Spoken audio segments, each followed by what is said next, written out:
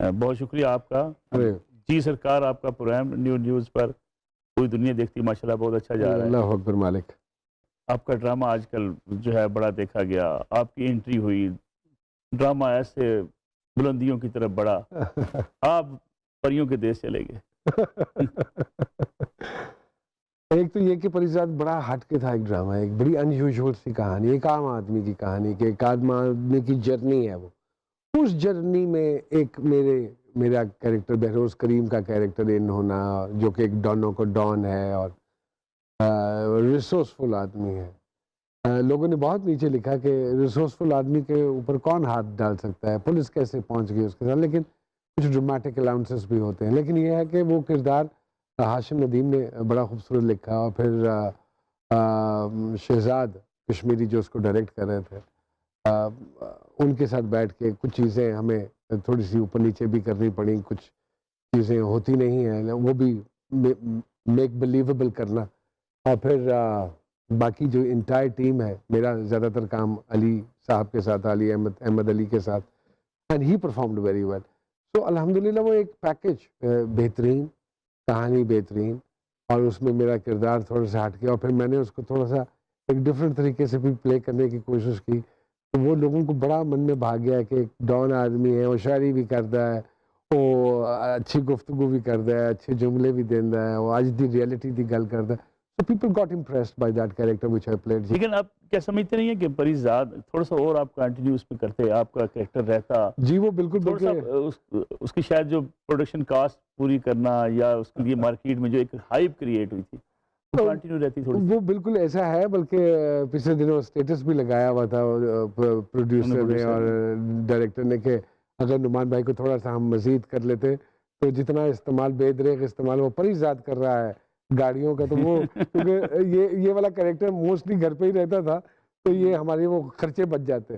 اس نے ایک lighter note پہ بات کی. لیکن ہاں یہ ضرور آئی ہے لوگوں کی اس حوالے سے ایک فیڈ بیک کہ بہت جلدی ختم ہو گیا کردار، 4 قسطیں بہت کم تھیں، 5 قسطیں، تو تھوڑا سا بڑھا دینا چاہیے. لوگ تو نہیں کر رہے تھے کہ نعمان اعجاز جیسا اتنا بڑا فنکار ایسی انٹری ہوگی پھر اتنی تھوڑی سی شارٹ قسطوں میں نکل جائے. ہاں بلکہ میں نے تو ان سے کہا تھا، میں کہ یار میں نے جو سجیشن دی تھی وہ یہی دی تھی کہ میں کہ گولی مارنے سے بہتر ہے اس کو غائب کر دیجئے. وہ کمرے میں گیا کپڑے بدلنے، جتنا بڑا وہ آدمی ہے اس کے بہت سارے لوپ ہولز ہوں گے، چور دروازے ہوں گے، وہ کہیں سے نکل گیا، پولیس کی نظروں سے اوجھل ہو جاتا ہے جو یہاں ہوتا ہے ہمارے ہاں، تو اوجھل ہو جاتے ہیں.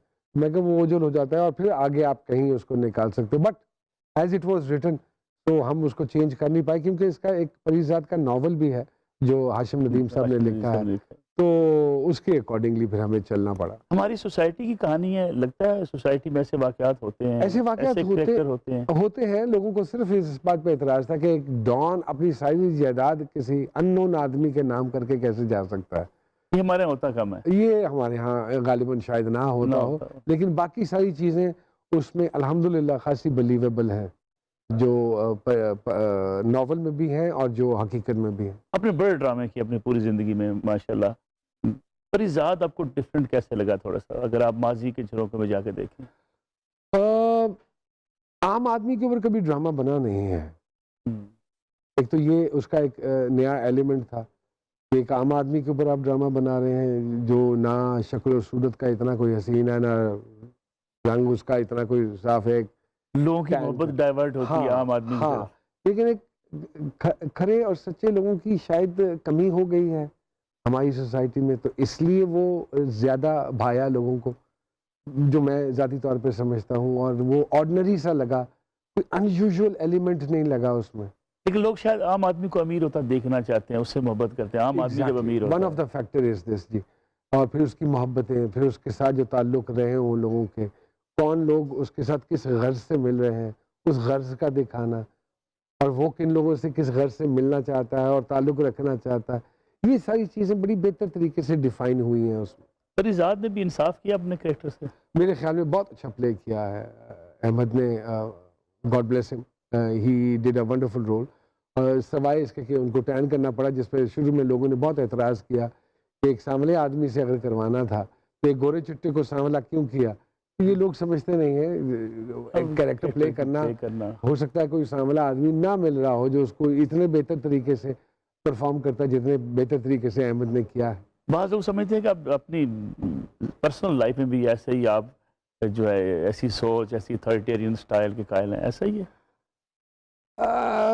ملتا جلتا ہے لیکن اتنا زیادہ تو نہیں کہوں گا، لیکن ہاں کچھ چیزیں وہ ہے اعتبار کرنے والا، محسوس کرنے والا، احساس کرنے والا، وہ ساری ایلیمنٹس تو دوستی اور دشمنی بھی ایسے ہی نبھاتے ہیں؟ دوستی اور دشمنی بھی کچھ حد تک ایسے ہی نبھاتے ہیں۔ میرا ماننا یہ ہے ملک صاحب کہ اگر آپ ایک اچھے انسان نہیں ہیں تو آپ ایک اچھے فنکار یا ایک پروفیشنل نہیں ہو سکتے۔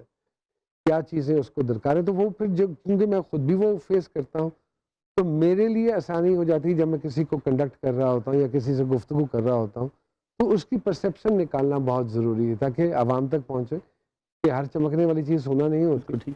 تو ہم جو ہر وقت لائٹوں کی چکا چوند میں بیٹھے ہوتے ہیں، ہمارے اندر کتنے اندھیرے اور ہم کتنا ڈپرائیوڈ ہیں بہت ساری چیزوں سے جو ہم ڈیزرو کرتے ہیں somehow or the other۔ بالکل صحیح۔